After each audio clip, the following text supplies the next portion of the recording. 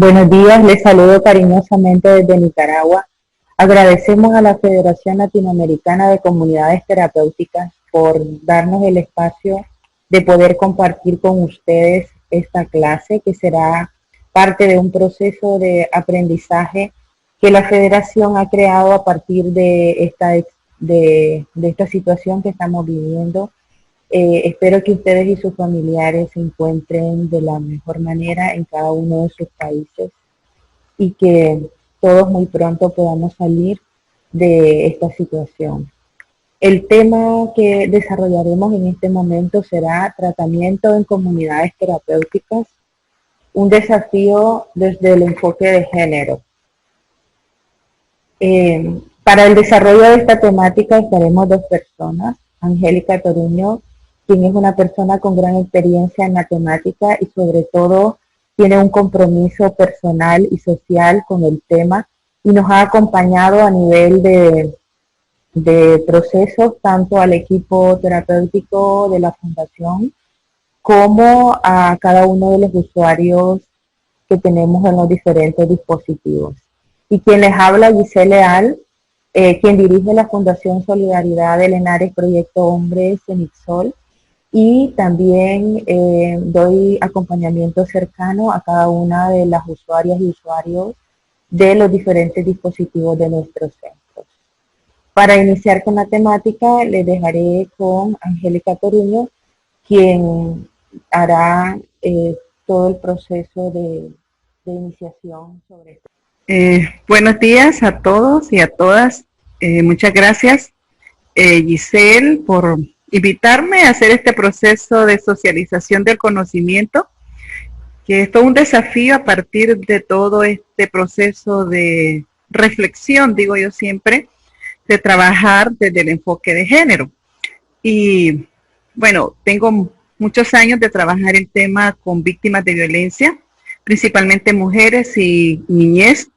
Y ahora que a partir de algunos años he venido trabajando con Giselle y poder acompañar algunos procesos desde Cenixol y introducir un poco esta reflexión. Yo siempre digo es una reflexión porque no hay una receta médica, no es una camisa de fuerza, pero sí es una experiencia de vida en la cual podemos incursionar aquellos que tenemos la voluntad y el deseo de ver un cambio, principalmente desde el profesional, el facilitador, o el maestro, o el docente, ¿verdad?, que trabaja con distintos grupos. El tema que hemos previsto para este encuentro, y a mí me pareció muy interesante, le escribí Hilando Fino, una mirada de género desde la cosmovisión y la experiencia de vida en las comunidades terapéuticas en Latinoamérica, ya que estaba leyendo un poco sobre los antecedentes y veo que comunidades terapéuticas están en distintos países y principalmente creo que la experiencia que se quiere rescatar es en Latinoamérica desde nuestra propia idiosincrasia, nuestra propia cultura y cómo nosotros la miramos. Entonces me pareció importante rescatar también hilando fino como una metáfora de muchos colores, donde podemos nosotros desde nuestra propia experiencia de país, de nación, de comunidad, poder hacerlo desde nuestros propios obstáculos, desafíos, pero también avances, ¿verdad? Y desde esa manera, pues yo creo que vamos a hilar cada uno de distintas maneras. Entonces, trabajar esta propuesta, pues ha sido todo un diálogo también con Giselle, y quien es una persona que tengo que reconocerle su capacidad y su voluntad que tiene de querer introducirse en estas temáticas, y yo digo que somos mujeres y hombres valientes el querer retomar estas miradas donde ya hay todo una propuesta patriarcal, androcéntrica, hetero, y entonces querer ser distintos en esta propuesta ya cultural, pues yo creo que también es todo un desafío. Entonces, a partir de esos diálogos con Giselle hemos venido también trabajando un poco el tema de género. He tomado uno de los conceptos que tiene la doctora Marcela Lagarde, que es también una mexicana, una antropóloga latinoamericana, y que nos ha introducido aquí en Latinoamérica, y por qué decirlo en Nicaragua, porque ha sido una de nuestras ponentes, en la temática de la reflexión en género. Y realmente la doctora Lagarde nos plantea que es la perspectiva que reconoce la diversidad de géneros y la existencia de las mujeres y hombres como un principio esencial en la construcción de una humanidad diversa y democrática. Y plantea que la dominación de género produce la opresión de género y ambas obstaculizan esa posibilidad. Este planteamiento que he rescatado de la doctora Marcela Lagarde fue uno de los primeros indicios cuando se comenzó a trabajar las temáticas de género, que nace a partir de un análisis académico, porque género también es toda una teoría en la cual nos hemos venido involucrando no solamente desde el punto de vista académico, sino también desde el compromiso político para una sociedad más democrática y trabajar un poco el tema de la dominación y la subordinación de una población hacia otras poblaciones, y que está también radicado en el tema de la violencia. Entonces quise rescatar este concepto de la doctora Marcela Lagarde y traerlo aquí para este diálogo. También quise plantear un poco lo que nos dice la doctora Alda Facio, también otra mujer muy comprometida con esta temática, la cual ha representado a Latinoamérica en las mesas, en las plataformas internacionales, y ella desde su experiencia como jurista nos plantea este tema que dice las otras miradas en generando nuestra perspectiva. Y ella plantea que género es una definición cultural del comportamiento asignado como apropiado para cada uno de los sexos en una sociedad determinada, de roles culturales. Y me gusta mucho lo que ella plantea, es un disfraz, una máscara con la que hombres y mujeres bailan su desigual danza. Y creo que este planteamiento a mí me parece un poco más cercano, en el cual dialogamos un poco más, porque para trabajar la temática de género tenemos que estar claras y conscientes de que yo siempre he dicho, es una imposición social, cultural, que parte a raíz de una genética, ¿verdad? Por el hecho de que yo genética y biológicamente tengo órganos femeninos, ya la sociedad, la cultura, la religión me asigna un comportamiento para el cual yo debo de estar preparada para hacer, como dice la doctora Facio, una danza donde somos desiguales, donde una danza pues está más aceptada que la otra y que yo estoy obligada a comportarme conforme me han asignado ese rol. El rol del ámbito privado y el rol del ámbito público, que tradicionalmente ha sido dado a los hombres, y que ahora las mujeres, esa otra parte de la población, han venido rescatando a partir de todas las propuestas de luchas, los movimientos sociales, los movimientos feministas, y desde la academia, que ahora estamos introduciéndonos desde las alianzas, y trabajar un poco también la reasignación, podemos decir, de roles, y el reconocimiento de que existe, de que el orden privado tanto es para hombres como también el orden público también es para mujeres, y no verlo solamente desde ese rol reproductivo, que las mujeres pertenecen al ámbito privado de la familia, del hogar, sino que desde esta otra mirada, generando esta otra perspectiva, como dice la doctora Facio, es como nos replanteamos estas temáticas desde una danza más de iguales y no una danza en desiguales. Y me gusta mucho esta parte que plantea la doctora Facio, y yo lo planteo también como parte de la reflexión. Kate Millen, que es una americana que también problematizó el tema privado y se volvió como ese planteamiento, lo personal es político, y hay muchas que yo comencé hace unos 20 años a digerir esta temática, no hubiera comprendido qué significaba lo personal es político.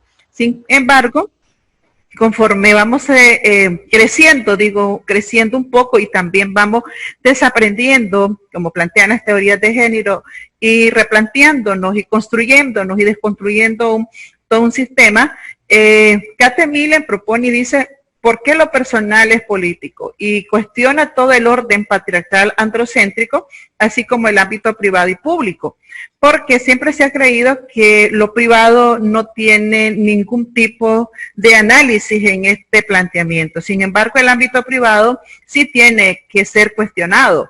Y recuerdo una campaña que nació, no sé si ustedes también la compartieron en Latinoamérica, que se llamaba La democracia comienza en casa, ¿verdad? La democracia comienza desde la parte erótica, desde cómo negociamos el orden privado, cómo negociamos todo lo que está dicho que debe de ser, pero también replanteamos que esa parte personal, privada, que está ahí, que nadie la quiere tocar, también parte que debe ser, es parte de ese andamiaje político en el cual se debe de cuestionar. Se ha considerado desde el análisis también político y desde el análisis económico que las mujeres que trabajan en el orden privado, por ejemplo, aportan al Producto Interno Bruto como parte de los ingresos de un país, y las mujeres que trabajan también en ese orden privado que ha sido asignado nada más a mujeres y que ahora se ha visto un poco también que ha sido dado a hombres, pero que todavía se deja como un asterisco, ¿verdad? ¿Cómo es posible que un hombre trabaje como amo doméstico o empleado doméstico? Pero sí lo hay, se está dando toda esta propuesta, y que realmente que el tema de los cuidados no solamente debe ser asignado al ámbito de las mujeres, sino que el tema de los cuidados, que pasa también por los personales políticos, también debe ser dado tanto a hombres como a mujeres, porque somos seres humanos viéndolo desde esta otra perspectiva. La implicancia del enfoque de género en los derechos humanos. Y lo escribo como entre comillas. ¿Qué implica? Bueno, ¿cómo me implica a mí? ¿O cómo me desafía? ¿Qué compromisos asumo yo ahora a partir de cómo trabajar estas temáticas del enfoque de género y derechos humanos?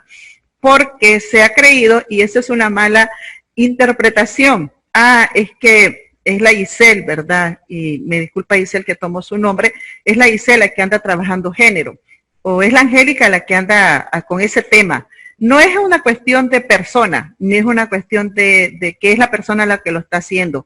Es cómo nos implica como sociedad, como institución, como comunidades terapéuticas, como academia, como organizaciones que estamos comprometidas con las temáticas, con el compromiso del cambio de los derechos humanos, y realmente cómo nos posicionamos a partir de nuestra formación profesional y como seres humanos para trabajar estas temáticas que nos cambia la vida, digamos, te cambia la vida totalmente, porque comenzás a darte cuenta de que trabajar desde otros lentes, de estos lentecitos, ¿verdad? Que nos cambian y nos vemos ahora distintos.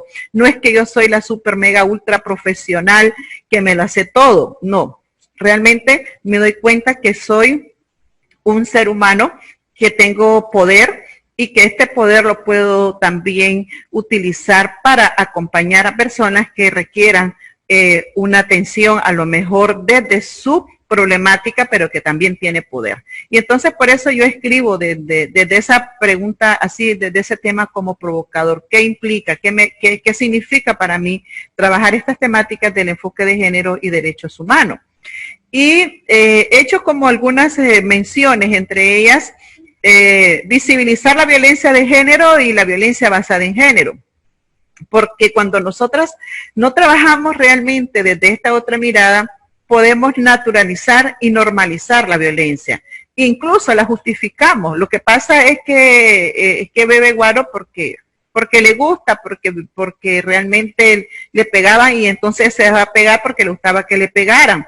O si es que el niño se porta mal y entonces por eso es que está bueno que le den su buena paliza. Y justificamos el golpe, justificamos el maltrato, justificamos la violencia. Y ustedes que a lo mejor tienen mucha mayor experiencia en comunidades terapéuticas se van a dar cuenta que los niños y las niñas que han vivido todas estas situaciones de violencia son los candidatos más próximos al tema de las adicciones, porque lo buscan como una manera de salir a lo mejor, ¿verdad? Y ustedes tal vez, Giselle nos va a introducir un poco más sobre cómo la violencia basada en género te conduce al camino de la adicción. Entonces, reconocer que las personas con las que se trabajan en distintas organizaciones, principalmente en esta área con la que estamos totalmente trabajando con nuestras poblaciones meta, la violencia basada en género y la violencia de género es reconocerlas que son personas que llegan con esas grandes historias de violencias, tanto de abuso sexual, de violencia física,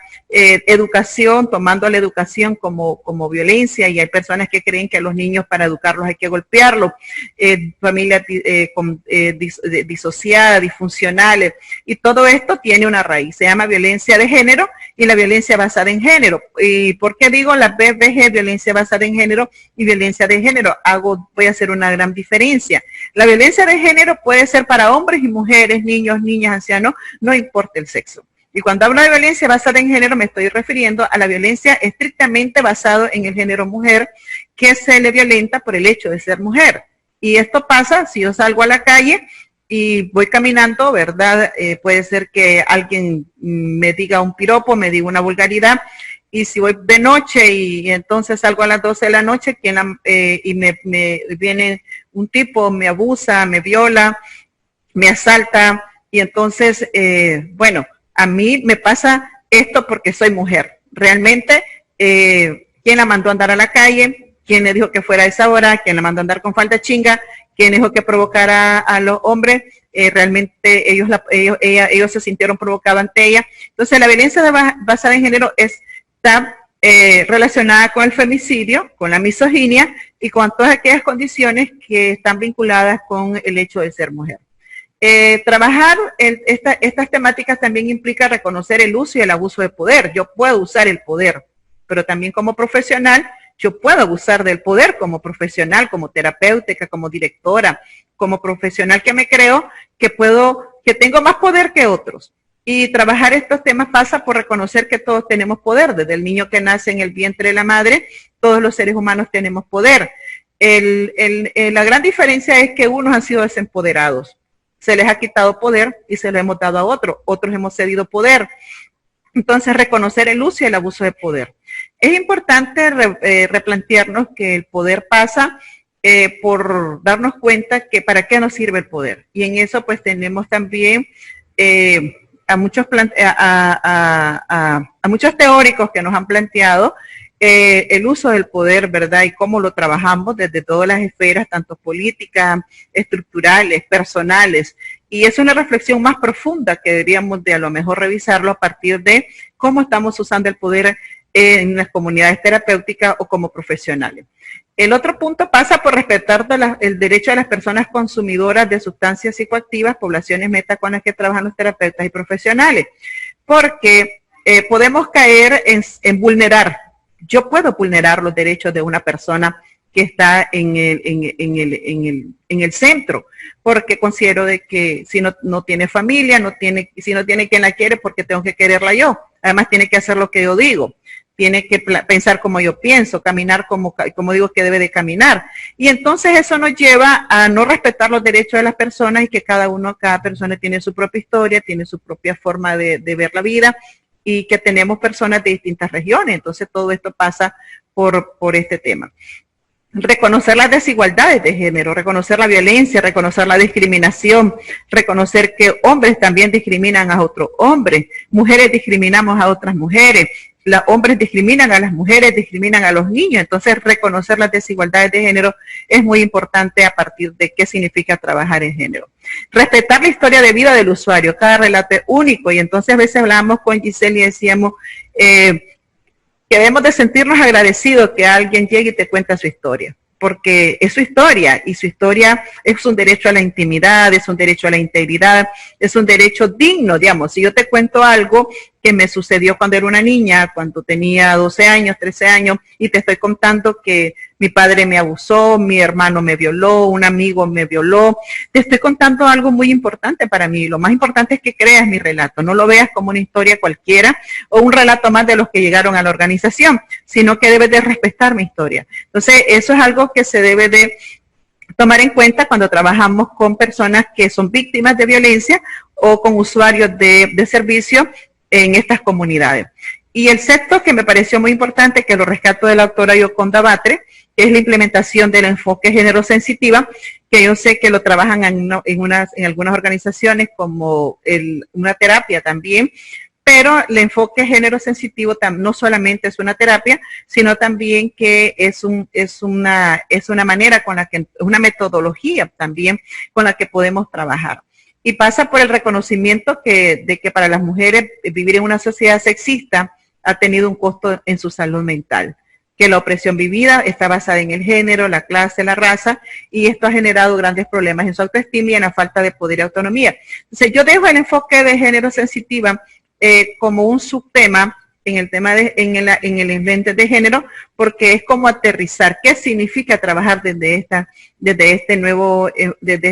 mirada más especializada, que puede ser muy, muy importante desde esta terapia, que los psicólogos, los terapeutas lo deben de trabajar con una mayor profesionalización y con una mayor sensibilidad. Yo siempre he dicho, no tanto tiene que ver con el tema teórico, sino con la sensibilidad y el compromiso con que lo asumo. Me puedo saber todas las teorías de que ha planteado Marcela Lagarde, Marta Lamas, la autora Facio y todos los teóricos del poder, pero sigo siendo la misma persona racional y no asumo el compromiso. Entonces, creo que la propuesta también parte desde esta otra línea.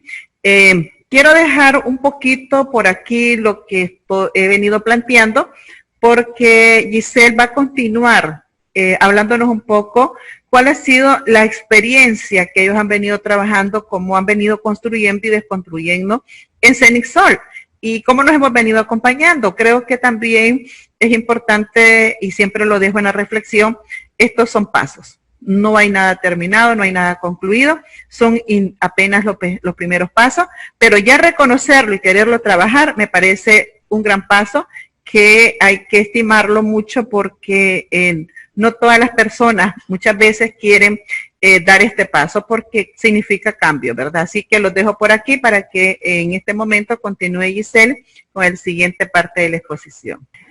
Bueno, a partir de ahora les compartiré la experiencia que hemos tenido en CENIC Sol a lo largo de estos años en cuanto al proceso de construyendo y desconstruyendo a partir de una mirada desde el enfoque de género y derechos humanos. ¿Qué hemos aprendido en CENIC Sol? Que género no es hablar de mujeres. Género es una categoría de análisis para comprender las relaciones entre hombres y mujeres. Otro concepto es el poder. El poder es un atributo de las personas consumidoras y no consumidoras, y que el ser humano ha sido desempoderado a lo largo de los años.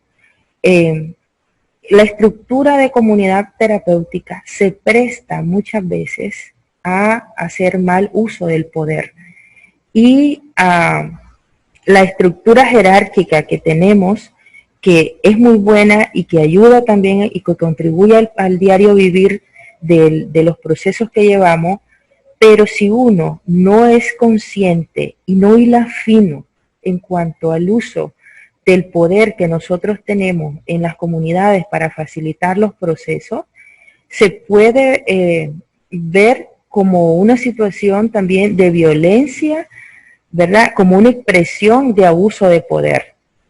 Atender desde una mirada de los derechos humanos, tanto a hombres y mujeres. Siempre tener esta visión de tal manera que dentro de nuestros modelos que han sido científicamente validados, tener presente el tema de los derechos humanos. Revisar desde la mirada autocrítica el modelo de atención y cómo tratamos los terapeutas a los usuarios en los centros de tratamiento. Esto no es fácil porque es empezar a verse uno mismo, es empezar a hacer juicio de las acciones que nosotros y de cómo nosotros podemos intervenir. Y esto no es de títulos, ¿verdad? Porque muchas veces nos medimos, muchos profesionales y no profesionales se miden por el título que van adquiriendo. Y realmente esto es de una mirada más profunda y de ver si yo realmente estoy llegando a la población vulnerable que nos llega día a día a nuestros centros de tratamiento. Hay tareas pendientes que es importante que nosotros podamos revisar, y uno es que nos hemos dado cuenta la importancia de la formación constante y comprometida en atención con el enfoque de género y derechos humanos. El aprendizaje en la toma de conciencia continua y el respeto por cada historia, cada persona, a tratar de forma diferente para comprender la igualdad, ¿verdad? Que no todos son parte de un bolsón, de un proceso y de los objetivos que tenemos definidos. Que veamos realmente y respondamos a las necesidades que cada uno de nuestros usuarios tiene y si realmente ellos cumplen con sus objetivos, no con mis objetivos, que a veces las decisiones que nosotros tomamos pareciera que las decisiones son nuestras y no de los usuarios, y esto hace que realmente se sientan en algo inalcanzable, ¿verdad? Y de paso, y respetamos los derechos y las necesidades y las habilidades también que tiene cada una de las personas que atendemos. Un tema importante es el autocuido del terapeuta profesional, y trabajar desde esta propuesta requiere un cuidado emocional del terapeuta. ¿Cómo llegamos como terapeuta a los centros de tratamiento?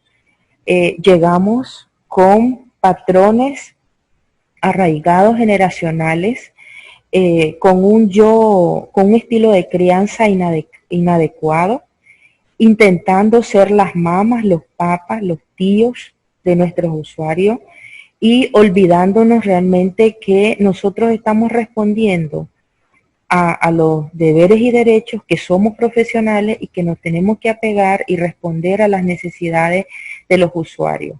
Esto no es fácil, poder desenganchar esta mirada y podernos centrar en la ayuda que realmente necesita nuestra población. Otra de las tareas pendientes es aprender a dialogar y escuchar, y que el terapeuta se reconozca como un facilitador acompañante del proceso. A veces les decimos a los muchachos qué es lo que tienen que hacer, cómo lo tienen que hacer, o qué es lo que tienen que utilizar o no utilizar. Y realmente no es que vamos a dejar de faltar a las normativas institucionales, no, sino que vamos a dialogar y vamos a comunicarnos con ellos de tal manera que ellos puedan comprender por qué yo considero que él debe de estar en este sector y no en otro sector, ¿verdad? Pero no como una imposición. Y a veces eso es lo que hacemos los terapeutas, intentar que el diario vivir funcione, pero porque es lo que a mí me conviene dentro de la comunidad, no lo que realmente necesita en este momento el usuario que estoy atendiendo.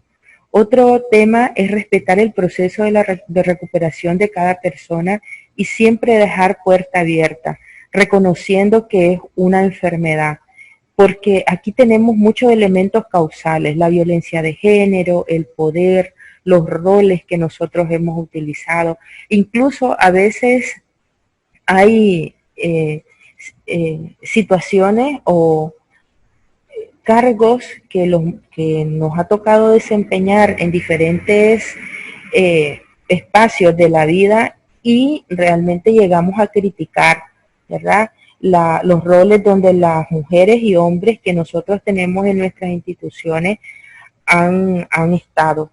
Y realmente ellos responden a una vivencia generacional, y ese es el cuidado que tenemos que tener de ayudarle a que ellos se replanteen y que reaprendan nuevas formas de vivencia, nuevos estilos de vida que le permitan lograr una recuperación exitosa, siempre centrándonos en la enfermedad. ¿Cuáles son los desafíos que tenemos desde esta perspectiva? Bueno, tenemos el tema de la atención inclusiva, reconociendo a las personas desde su identidad de género, como seres humanos que tienen derecho a ser atendidos sin discriminación. Y aquí les comparto una experiencia de hace muchos años, cuando nos llegó el primer usuario que era un transgénero, y ahí nos discutíamos dónde era el dormitorio que realmente esta persona debía ocupar, ¿verdad?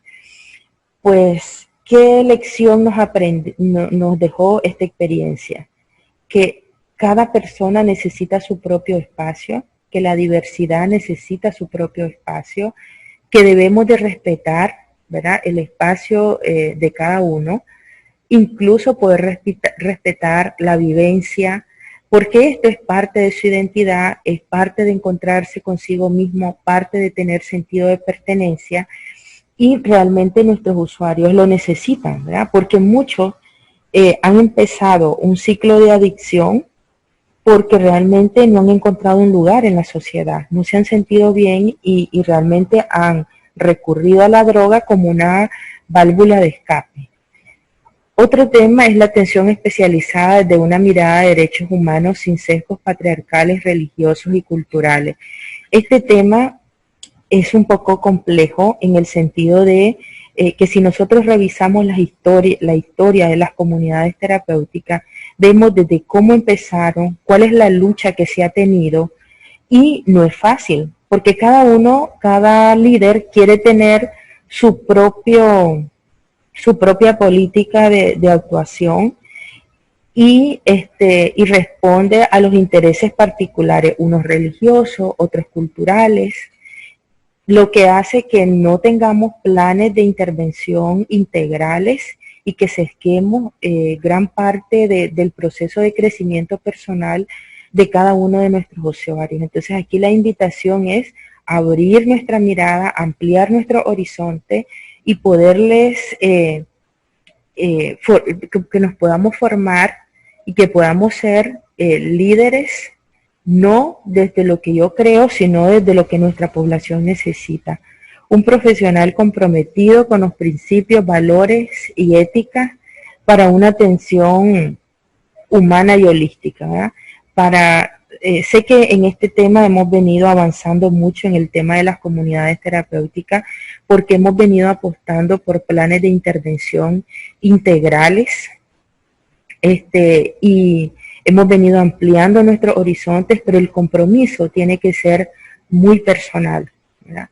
Porque hay personas que todavía, muchos profesionales, vamos actuando por lo que yo creo y no por lo que los principios generales de derecho y de normativa nos exigen en el tema de la atención y también nos comprometen personalmente a poder responder con coherencia y lógica a los planes de tratamiento, porque de pronto si respondemos, damos respuesta a los objetivos de trabajo, pero a nivel personal, por ejemplo, nuestra vida no es modelo de referencia, y aquí la importancia de ser modelo de orientación y de referencia de la población que atendemos. Otro de los desafíos es la formación en temas de masculinidad emergente para la comprensión de la asignación de roles. Nuestras comunidades nos facilitan este trabajo. ¿Por qué? Porque es nuestro hogar donde desempeñamos diversos roles, pero si nosotros los líderes que estamos al frente o los facilitadores que estamos al frente no tenemos claro el tema de las masculinidades, lo que hacemos muchas veces es reproducir los roles, incluso abusar de nuestro poder, seguirlas violentando, si realmente nosotros no somos cuidadosos y no redistribuimos los roles y de esta manera pues no repetimos patrones generacionales aprendidos en nuestra sociedad. Otro tema básico es el tema de la promoción, ¿verdad?, de la sororidad entre mujeres y no la competencia. Muchas veces nuestras mujeres se han sentido que nosotros somos inaccesibles, somos inalcanzables. ¿Por qué? Porque somos las profesionales, somos las que decidimos por ellas, somos las que pensamos por ellas, respondemos emocionalmente por ellas y realmente no las escuchamos. No comprendemos cuáles son las necesidades, qué es lo que realmente ellas quieren, cuál es su mayor dolencia, y a veces incluso la sobreprotegemos de tal manera que ellas pierden, no se empoderan lo suficiente como para poder asumir su rol en la vida y poder encontrarse con ellas mismas, y de esta manera hay cierta competencia, ¿verdad? Porque criticamos su forma de vestir, criticamos su forma de hablar y perdemos esa relación empática para poderles ayudar. El tema y que es sumamente importante para poder apoyar el proceso de socialización, y es el crear alianzas con otras organizaciones que trabajan el tema de la violencia de género y la salud sexual reproductiva con el fin de dar acompañamiento en la atención. Y aquí también de verse como humano, porque en los centros de tratamiento seguimos reforzando, y ahí es donde tenemos que ser muy cuidadosos con el lenguaje que utilizamos. Soy adicto, soy adicto, soy adicta, y al final, antes de ser adicta, vos sos humana. Entonces voy a atender tus necesidades humanas, biológicas, psicológicas, sociales, y tenemos la necesidad de socializar y de poder compartir y de sentirme que yo soy una persona en sociedad, no una persona aislada de una institución y de una institución de adictos, ¿verdad? Poderles ayudar a reconstruir su sentido de pertenencia personal. Y lo otro es poder crear espacios lúdicos con grupos y que se construyan sus planes de vida. Y aquí, por ejemplo, dentro de los planes de vida, poder abordar con ellas el tema de la planificación, y sobre todo poder utilizar métodos de planificación de larga duración que les permitan a ella emprender su vida, darse espacio y poder decidir que si van a tener hijos en el futuro, cuántos hijos van a tener, de qué manera van a ser mis condiciones para que yo pueda desarrollarme como persona a nivel de los diferentes espacios. Y a manera de conclusiones, pues poder decir que tenemos desafíos personales en las comunidades terapéuticas que nos motivan a trabajar el enfoque de género, que no dudo que hemos estado haciendo mucho a nivel hemos estado uniendo esfuerzo y creando algunas situaciones que ayuden a mejorar el tema de los derechos, pero siento que si hay algo que es importante que reforcemos es el tema de los compromisos personales, porque en la medida que yo me comprometo personalmente, también soy capaz de poder revisar mis propios patrones personales, y en la medida en que yo sea coherente, pues voy a llegar de una manera más asertiva y más empática desde mi propia experiencia a este tema, y poder ampliar pues el concepto y poder trabajar de una manera más integral el tema de género y los derechos humanos. A manera de conclusión, Giselle nos ha ubicado un poco en el tema de las comunidades terapéuticas, y creo que ha sido toda una propuesta de reflexión, cómo hilar fino, decíamos, partiendo de nuestra cosmovisión como personas, de nuestra cultura, de nuestras propias necesidades, de nuestra propia historia, y principalmente vernos como seres humanos y humanas que trabajamos estas temáticas.